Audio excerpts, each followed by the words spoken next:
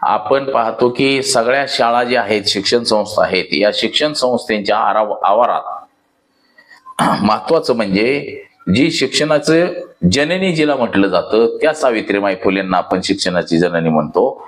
परंतु सगळ्या शिक्षण संस्थांमध्ये सावित्रीबाई फुलेंचा पुतळा नाही. या ठिकाणी सरस्वती देवीचा पुतळा बसवलेला आहे, जिला आपण गणपतीची बायको म्हणतो.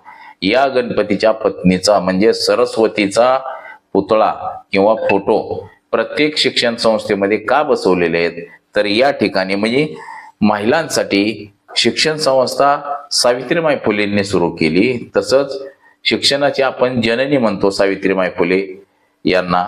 तर सावित्रीबाई फुले यांचा प्रत्येक शिक्षण संस्थेमध्ये मोठा असा पुतळा असायला हवा, परंतु तो नाही. याचं काय कारण असू शकतंय?